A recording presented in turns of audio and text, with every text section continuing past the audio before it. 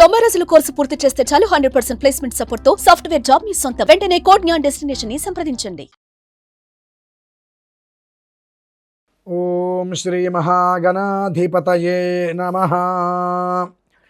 సర్వేషాం భక్తజనానాం ఆచరిత సంపూర్ణ సకల పుణ్యఫలావాప్తిరస్తు. అందరూ ఎలా ఉన్నారు? క్షేమంగా ఉండాలి అనే కోరుకుంటున్నాను. అంతకుమించి సుఖ సౌఖ్యంతో అందరూ ఉండాలి అని చెప్పి మనస్ఫూర్తిగా అందరినీ కూడా ఆశీర్వదిస్తున్నాను. ఇప్పుడు విషయం ఏంటి అంటే, పాణిగ్రహణం అనగా వివాహములు ముహూర్తాలు వచ్చేసాయి. అందరూ కూడా జాగ్రత్తగా గమనించండి. వివాహం అనేటువంటిది వేడుక కాదు, ఒక వైదిక ప్రక్రియ. ప్రజామే కామ సమృద్ధ్యతాం, సంతానం కొరకు పశవో మే కామ సమృద్ధ్యతాం. అన్ని విషయాల్లో కూడా సరిసమానంగా ఉండేటువంటి విధానం.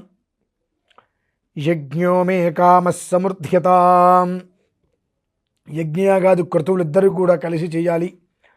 శ్రియోమే కామ సమృద్ధితం, తద్వారా సుఖ సంతోషాలతో ఉండాలి అనేటువంటి విషయంలో ధర్మేచ అర్థేచ కామేచ మోక్షేచ త్వయా ఏష నాతి చరితవ్య అని చెప్పి ప్రమాణంతో కూడుకున్నటువంటిది వివాహం వ్యవస్థ. ఇవాళ అంతా కూడా అప్రమాణంగా వెళ్ళిపోతుంది. వివాహం అయిన తర్వాత ఎన్ని రోజులు కలిసి ఉంటారో కూడా ఎవరికి తెలియట్లా.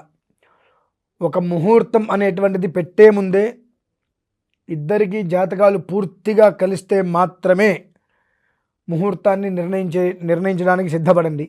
ఎవరో ఒకళ్ళకి కలవలేదు అని అంటే పేరు మారుస్తాను, ఊరు మారుస్తాను, నక్షత్రం మారుస్తానని చెప్పి చావు తెలివితేటలు మాత్రం పడకండి. ఎందువల్లంటే ఇవాళ మీకేదో కట్నం బాగుందనో, అమ్మాయి ఇంటికి రావాలనో, ఇంకోటనో జాతకాలు కలవకపోయినా ఏదో మార్చేసేసి మతలబు చేస్తే రేపు ఉదయం 2 వంశాలు నాశనం అవుతాయి. అటువంటి ప్రక్రియలు పొరపాటును కూడా చేయకండి. ఎప్పటివరకు చేశాం, ఎన్నో చేశాం. అందుకనే 100 పెళ్ళిళ్ళు అయితే 100 మంది విడాకుల కోసం ఉంటున్నారు. కేవలం అవసరం అనేటువంటి విషయంతో ముందుకు వెళ్తున్నారు ప్రతి ఒక్కరూ కూడా. వివాహం అనేటువంటిది 100 ఏళ్ల పంట, 6 నెలల మంటగా మార్చవద్దు అనేటువంటిది విషయం. ఇకపోతే 2, వివాహ వ్యవస్థని కొంతమంది సనాతనంగా వచ్చేటువంటి సాంప్రదాయాన్ని పూర్తిగా తుంగలో తొక్కి పందులు బురదలో ఎలా అయితే పొర్లుతాయో ఆ రకంగా ప్రీ వెడ్డింగ్ అనేది అంటారు దాన్ని. ఆ ప్రీ వెడ్డింగ్ అనేటువంటి పేరుతోటి పందులు బురదలో దొర్లినట్టుగా దొర్లుతున్నారు, సిగ్గు ఎగ్గు లేకుండా. ఏం బ్రతుకులో అర్థం కావట్లా. సమాజానికి తర్వాత తరానికి ఏం మెసేజ్ ఇస్తున్నారు, సాంప్రదాయం ఏంటి, అసలు మనకు సంస్కారాలు ఏంటి అన్నీ మర్చిపోయి ఇలా చేయటం వలన ఎంతకాలం వాళ్ళు వివాహం చేసుకొని మనుగడ సాగిస్తున్నారు అనేటువంటిది కూడా దృష్టిలో ఉంచుకోండి. ప్రతి ఒక్కళ్ళు కూడా మాఘమాసం అనగానే మంచి ముహూర్తాలు వస్తాయి, వివాహం చేసుకొని పిల్లాపాపలతో సుఖంగా ఉండాలని చెప్పి అనాది రోజుల్లో కోరుకునేవారు. ఇప్పుడు అట్లా కాదు. వేడిగా ఉన్నటువంటి 2 మనుషులను కలుపుకోవడం కోసమే పెళ్లి చేసుకుంటున్నారు, ఆ తర్వాత విడిపోతున్నారు. మీరు ఏదైనా అనుకోండి, జరుగుతున్నవి ఇవే. ఎంతమంది ఉంటున్నారు వివాహమైన తర్వాత కష్టమైనా నష్టమైనా కలిసే ఉండాలి, అర్థం చేసుకొని ఉండాలి, ఒకళ్ళ గురించి ఒకళ్ళు ఆలోచించాలని చెప్పి జీవితకాలము కూడా లాంగ్ లైఫ్ ప్రయాణంగా ఎంతమంది చేయడానికి సిద్ధపడుతున్నారు. వివాహం అవుతుంది, కొన్ని రోజులు అవ్వగానే నువ్వెంత, నీ బ్రతికెంత, నా ఇష్టం, నా విధానం, నా వ్యవహారం, నాది, నీదంతా నా వ్యవహారం అనుకుంటూ నాది నీది అనేటువంటి సిస్టమ్ వచ్చి మనస్పర్ధలతో విడిపోతున్నారు. ఇటువంటి వాళ్ళు వివాహం చేసుకొని జీవితాలు నాశనం చేసుకోవద్దు, కొంత పక్క వాళ్ళ జీవితాలు నాశనం చేయవద్దు. ఎందువల్లంటే వివాహం అనేటువంటిది ప్రపంచం మొత్తం సనాతన సాంప్రదాయంలో భారతీయ వివాహ వ్యవస్థ వైపు తొంగి చూసి ఎంతోమంది విదేశీయులు ఇలా వివాహం చేసుకోవాలి అని చెప్పి చక్కగా కట్టు బొట్టు అన్ని మార్చుకొని వాళ్ళ పద్ధతులు దేవాలయాల్లో, కళ్యాణ మండపాల్లో వివాహం చేసుకోవడానికి ఇష్టపడుతున్నారు. మన సాంప్రదాయాన్ని చూసి మనమేం చేస్తున్నాము, మన సాంప్రదాయాన్ని మనమే తొంగలో తొక్కుతున్నాము. ఇదంతా ఎందుకు చెబుతున్నారండి ఇప్పుడంటే ముహూర్తాలు వచ్చినాయి, చాలా దివ్యమైన ముహూర్తాలు ఉన్నాయి. ఆ ముహూర్తాలలో మాత్రమే అనవసరమైనటువంటి విధానాలు లేకుండా వివాహం చేసుకొని జీవితాన్ని ముందుకు నడిపించేటువంటి రీతిలో ఉండండి. అంతేకాని పెట్టుడు ముహూర్తాలు, నాకు ఆ ముహూర్తం కుదరదండి, నాకు ఈ ముహూర్తమే కుదురుతుంది, నేను అప్పుడు అందుబాటులో ఉంటాను, నేను ఇప్పుడే అందుబాటులో ఉంటాను, నాకు ఈ ముహూర్తమే కావాలి అని పెట్టుడు ముహూర్తాలు, అమ్మాయి అబ్బాయి జాతకాలు కలవకపోతే పేర్లు మార్చడం ఇంకోటి మార్చడం చేసేటువంటి ముహూర్తాలు పూర్తిగా కూడా ఏమాత్రము కూడా శ్రేయోదాయకం కాదు. 2 కుటుంబాల జీవితానికి నాంది మొట్టమొదటి అక్కడే ఉంది, గుర్తుపెట్టుకోండి.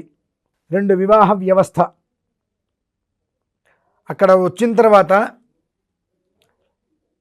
కెమెరామ్యాన్ చెప్పాడనో ఇంకోటనో రెండోసారి చేసిన ప్రక్రియ చేయకుండా వివాహ తంతు ఏ రకంగా అయితే చెప్పబడిందో ఆ పురోహితులు వారు అక్కడికి వచ్చి కూర్చొని చేస్తున్నప్పుడు పంతులు గారు మీరు పక్కకి జరగండి అని చెప్పి వాళ్ళు వచ్చి ఇట్లా మొహంలో మొహం పెట్టి షూట్ చేయటము. ఇంతకన్నా తతస్సుముహూర్తే కన్యాం దృష్టి అంటారు. సుముహూర్తం సమయంలో ఆ సజీరక కూడా నిక్షిపేతు, ఒకళ్ళ శిరస్సు మీద ఒకళ్ళు జీలకర్ర బెల్లం పెట్టుకున్న తర్వాత ఒకళ్ళనొకళ్ళు చూసుకోవాలి. తతస్సుముహూర్తే కన్యాం దృష్ట్వా, ఆ సమయంలో వెంటనే ఇటువైపు తిరిగి చూడండి అంటాడు. అటువంటి పనులు చెయ్యకండి. ఒకసారి పూర్తి అయిపోయిన తర్వాత మరలా ఇంకొకసారి చేయండి అంటుంటారు. ఫోటోషూట్ కోసం గొప్పతనంగా ఉంటుంది, అందంగా కనిపించాలి అని చెప్పి చేసిన పని మళ్ళీ చేశారా, చేసిన ప్రక్రియ మళ్ళీ చేసుకునేటువంటి కర్మ ప్రారంభం అనుభవించే స్థితి వస్తుంది. జాగ్రత్త. కాబట్టి వస్తున్నటువంటి ముహూర్తాలు అద్వితీయమైనటువంటివి, చాలా యోగ్యకరమైనటువంటివి. ఆ యోగ్యకరమైనటువంటి ముహూర్తాలని మన ఇగోల్తో మనకుండేటువంటి గొప్పతనాన్ని ప్రదర్శన చెయ్యాలి అని చెప్పి వివాహ వ్యవస్థని భ్రష్టత్వం చెందించవద్దు. వివాహ వ్యవస్థను భ్రష్టత్వం చెందిస్తే ఏమవుతుందండి అంటే పురోహితుల వారికి పెళ్ళిళ్ళు దొరకవన్న వాళ్ళకి భుక్తి వెళ్దా అనేటువంటిది మీ ఆలోచనలు కావచ్చు. మీ వంశాలు నాశనం అవుతాయి. 2 వంశాలు ఎవరైతే కనుక ఇష్టం లేకుండానో తప్పనిసరో ముహూర్తాలు కలవకపోయినా జాతకాలు కలవకపోయినా బలవంతంగా కల్పించి చేసుకుంటారు, వాళ్ళ వంశాలే నాశనం అవుతాయి. తత్రాపి వివాహ వ్యవస్థకి చెడ్డ పేరు.